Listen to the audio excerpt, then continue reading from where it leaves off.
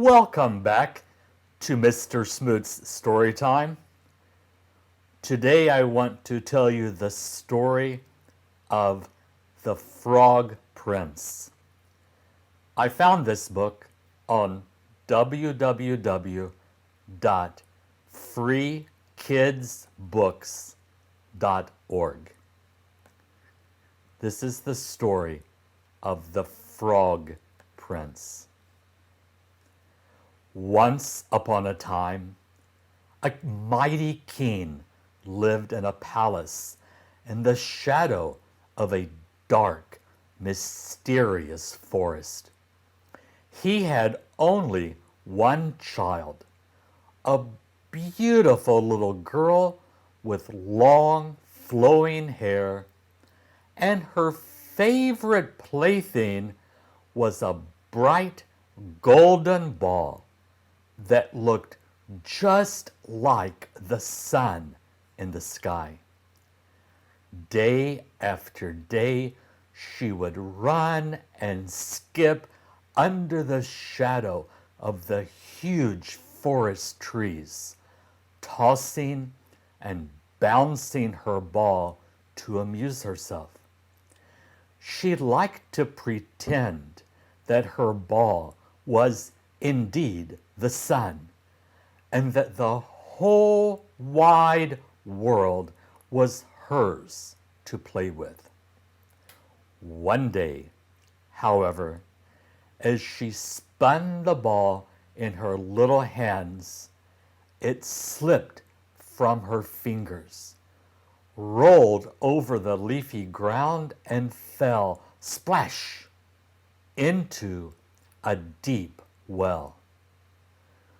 She ran quickly to the edge of the well and peered in, but her beautiful golden toy had vanished into darkness. She began to cry loudly because she was not used to disappointment, when she suddenly heard a timid, scratchy voice behind her say, "What is the matter, princess?" Spinning around, she realized that the speaker was the ickiest frog she had ever seen. "I have dropped my ball into the well, and it is lost forever," she wailed. The frog looked at her and blinked. "I could get it for you if—" "Oh, Froggy, I'd give you anything if you could get my lovely ball back. You could have my crown." "I do not want a crown," the frog said. "Or my jewels," she offered. "What would a frog do with jewels?" he wondered. "I do not care," the princess snapped. "Just get my ball." "Well," the frog said, "I do not want jewels, but I do want a friend. It is a lonely life being an icky frog. If I fetch your ball from the dark, chilly well for you, will you agree to be my friend forever afterward, and love me, and share everything that you have with me?" "Of course," the princess promised. But in her heart, she thought, "Who cares what that old frog wants? He'll never leave this well anyway." The frog did not know her thoughts, however, and he dived eagerly down into the well. A few seconds later, he emerged from the water, holding the precious golden ball between two slimy, webbed hands.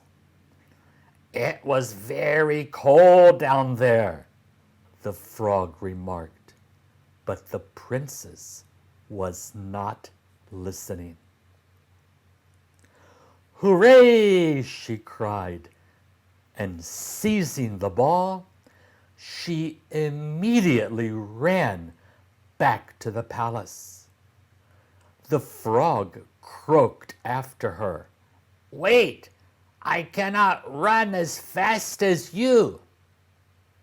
She ignored him, however, and considered the matter settled.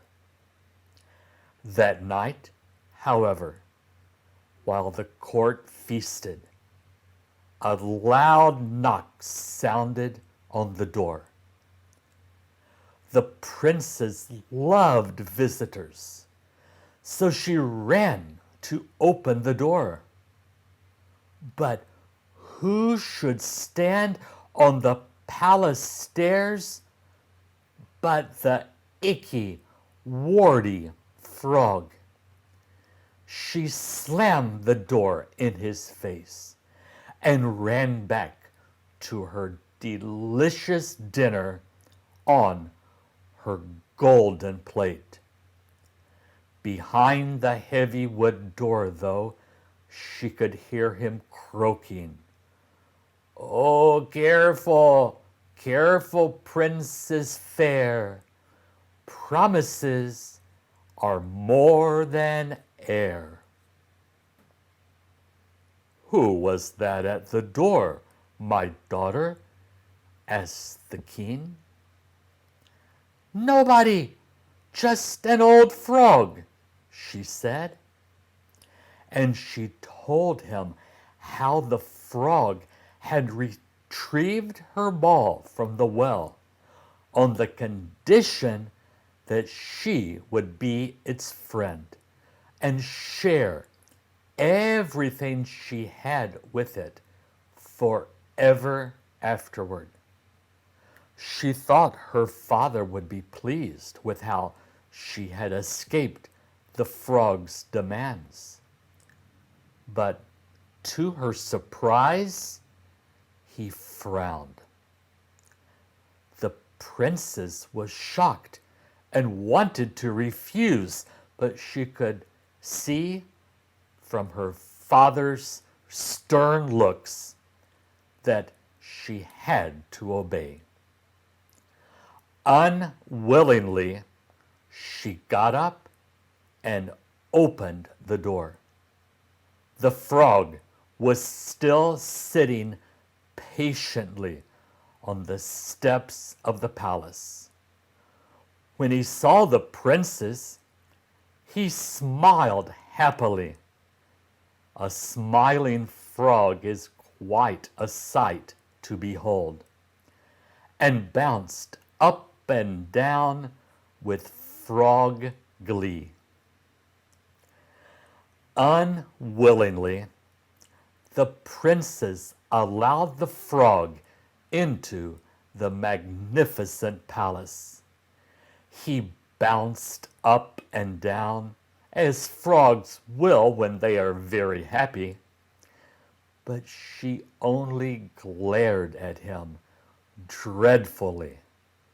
She thought to herself, "Why should I have to keep my promise to this old croaker just because he fetched my ball from the well?"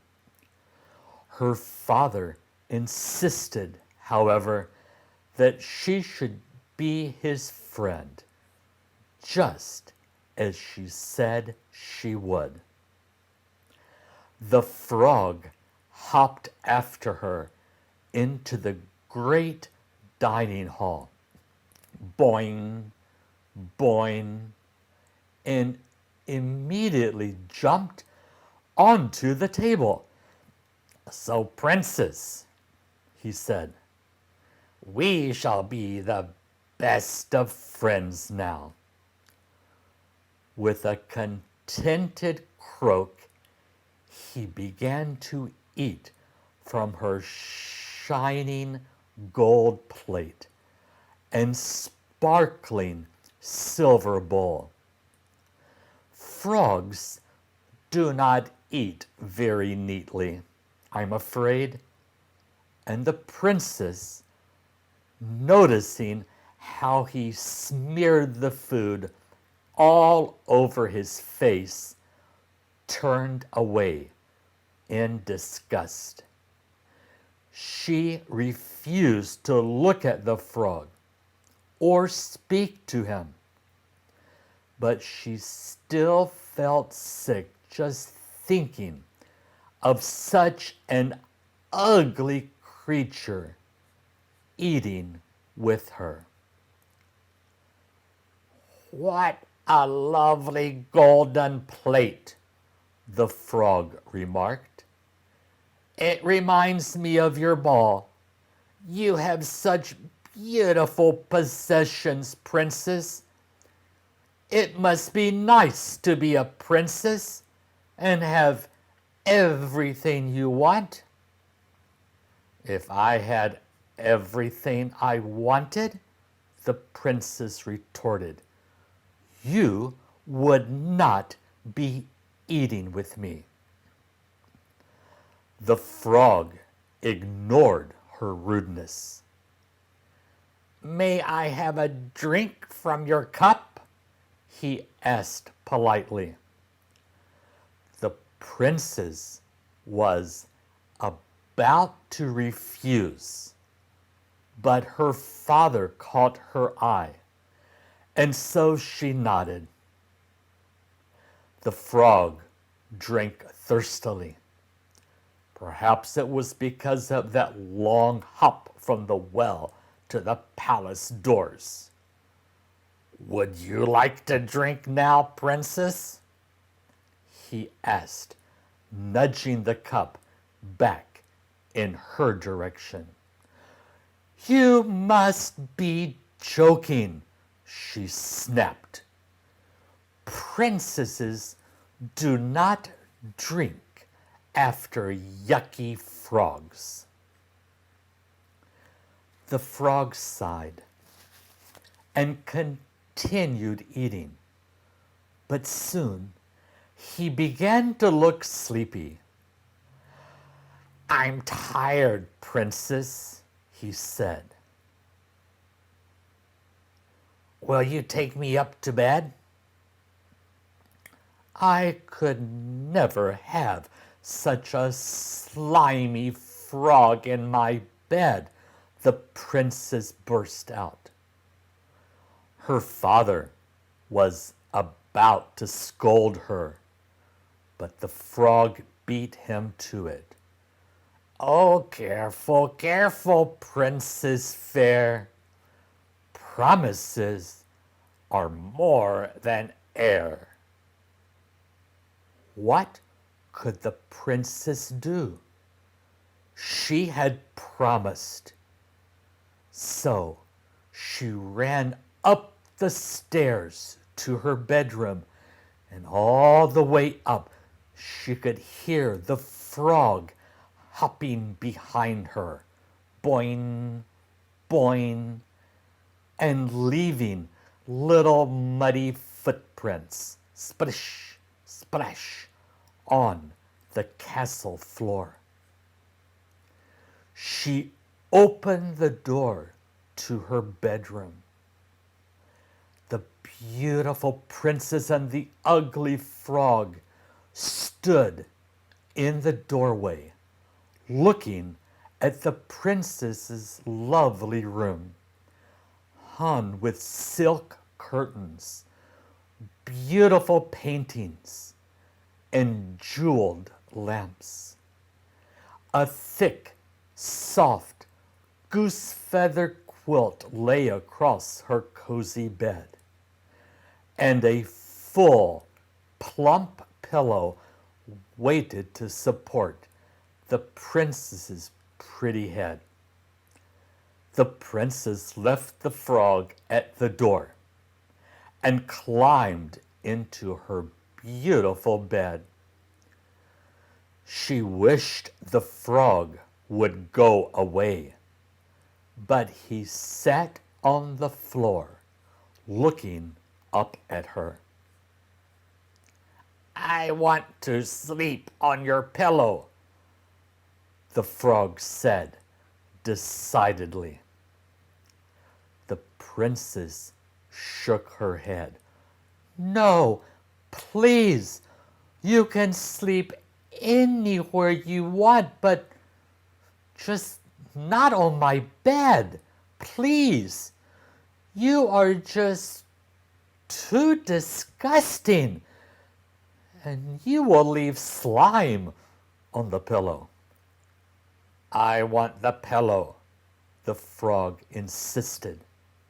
"You promised you would share everything with me." The princess pleaded and cried, but nothing could change the frog's mind. "You promised," he said, "and promises are more than air." Finally, she had to give in. Frustrated, she climbed down and tossed the frog roughly onto the pillow, and then climbed back into bed herself.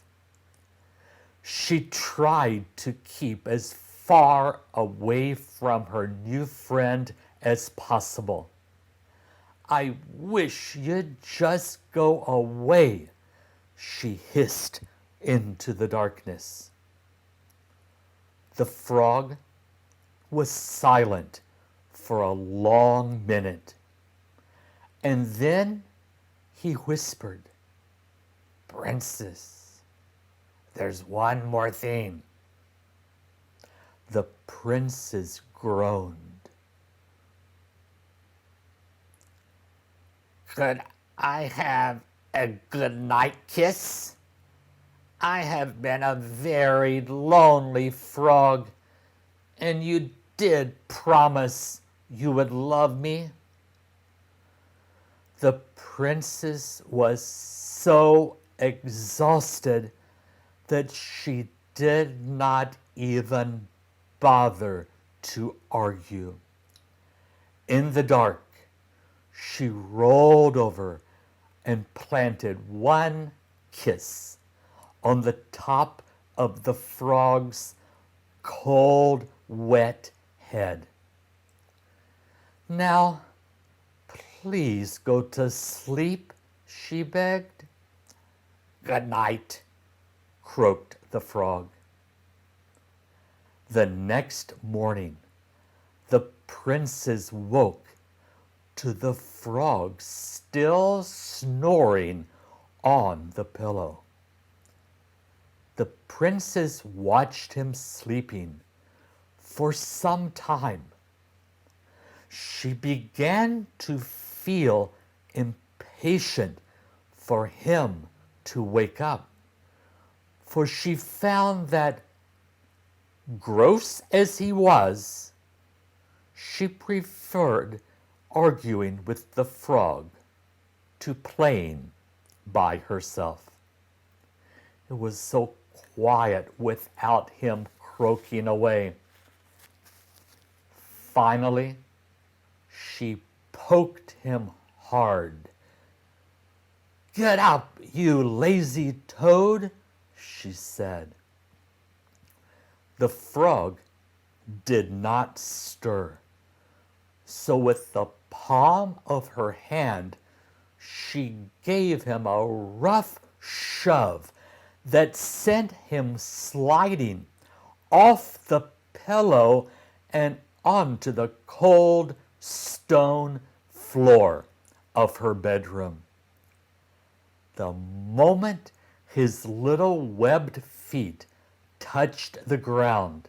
However, the warty frog disappeared, and in his place sat a little prince, rubbing his eyes sleepily and smiling up at the princess. "Hello, princess. Thank you so much for keeping your promise." "Who are you?" she asked, very much surprised. "Why, I'm the frog," he responded. "A wicked witch living in the forest turned me into an ugly frog, and only you could save me. I knew that your heart was as golden as your plate and your ball, and I was right. Now I am free of her spell." He looked at her. "Thank you, princess. Now I will leave you alone and go back to my home on the other side of the forest." "Wait," said the princess.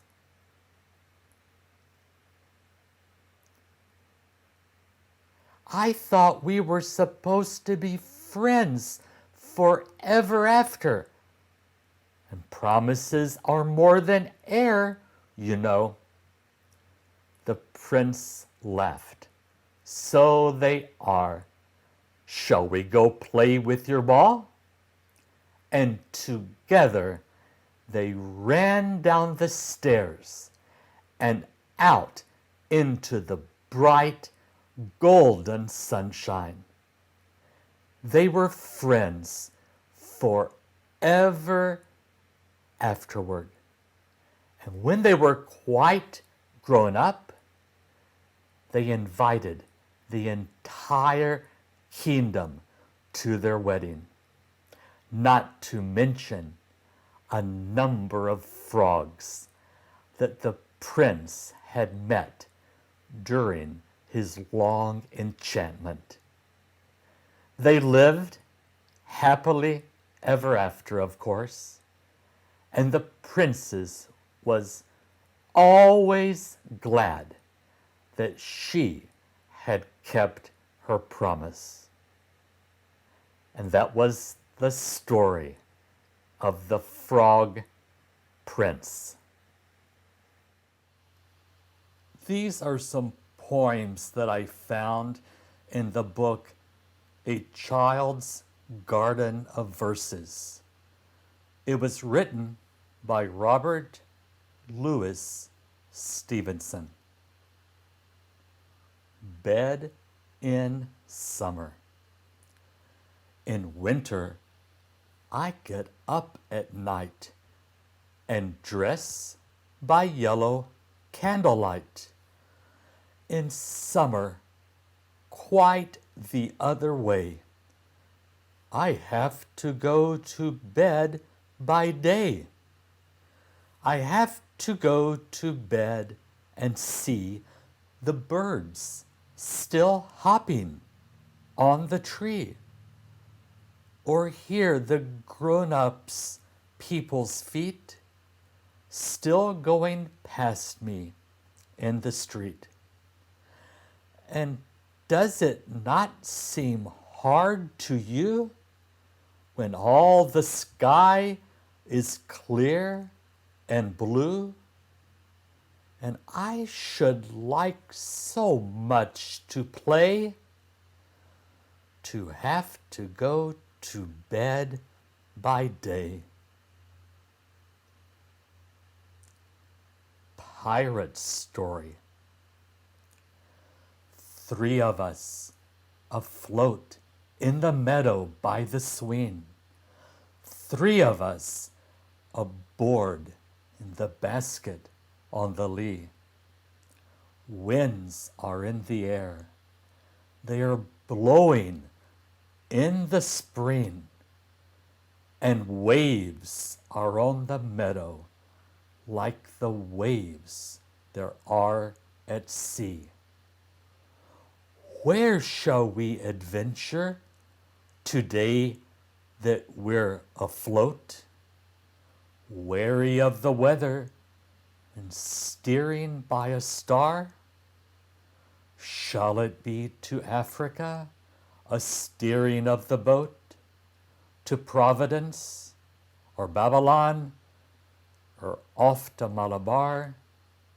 Hi, but here's a squadron a-rowing on the sea, cattle on the meadow, a-charging with a roar. Quick, and we'll escape them. They're as mad as they can be. The wicket is the harbor, and the garden is the shore. The land of counterpane. When I was sick and lay abed, I had 2 pillows at my head, and all my toys beside me lay to keep me happy all the day. And sometimes, for an hour or so, I watched my leaden soldiers go with different uniforms and drills among the bedclothes through the hills, and sometimes sent my ships in fleets all up and down among the sheets, or brought my trees and houses out and planted cities all about. I was the giant, great and still, that sits upon the pillow hill, and sees before him dale and plain, the pleasant land of counterpane.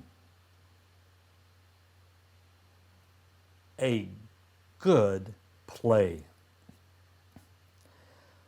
We built a ship upon the stairs, all made of the back bedroom chairs, and filled it full of sofa pillows to go a-sailing on the billows.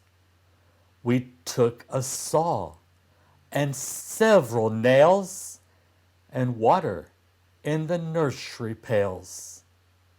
And Tom said, "Let us also take an apple and a slice of cake," which was enough for Tom and me to go a-sailing on till tea. We sailed along for days and days, and had the very best of plays. But Tom fell out and hurt his knee. So there was no one left but me. The moon. The moon has a face like the clock in the hall. She shines on thieves on the garden wall, on streets and fields and harbor quays, and birdies asleep in the forks of the trees. The squalling cat and the squeaking mouse, the howling dog by the door of the house, the bat that lies in bed at noon, all love to be out by the light of the moon. But all of the things that belong to the day cuddle to sleep to be out of her way. And flowers and children close their eyes till up in the morning the sun shall rise.